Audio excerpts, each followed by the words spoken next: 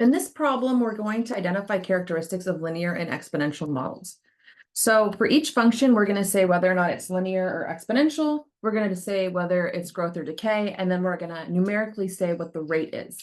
So for the first equation, it is exponential because our independent variable x is an exponent. Whereas in the second equation, 42x minus 200, it's linear because you have something that's of the form y equals mx plus b, where you have kind of just plain old multiplication with your independent variable. So in the third equation, multiplication, it's linear.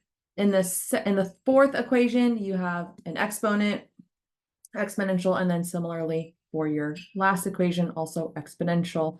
Your independent variable is an exponent. So let's start with the two linear functions. For b equals 42x minus 200, this represents growth. Because the number in front of x, coefficient, is positive 42, that signifies growth. So positive is growth, negative is decay. So if you look at the w equals negative 22x plus 240, you have negative 22 in front of your independent variable x. So that's going to be decay, and your rate is negative 22. For the exponential functions, you're looking at the base. So your 1.1, your 3, or your 0.8. Those are your bases. And you're saying, is this higher than, greater than the number 1, 1.0, 1.00, however you want to think of it, or is it less than 1? And so for the first function, p equals 120 times 1.1 to the x, your base is 1.1. 1.1, think of it as $1.10. Is it more than $1? 1.00. Yes, it is. So that's going to be growth. And how much more? Well, it's 0.1 bigger. And 0.1 is the same as 10%. So this represents 10% growth, or growth rate R equals 0.1.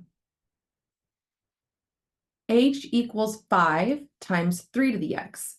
3 is bigger than 1. So this is also growth. And you have to ask yourself, well, how much bigger than 1 is it? So if 1 is the baseline, what are you adding to that to get 3? You're adding 2, which is the same as 200%. So this represents 200% growth.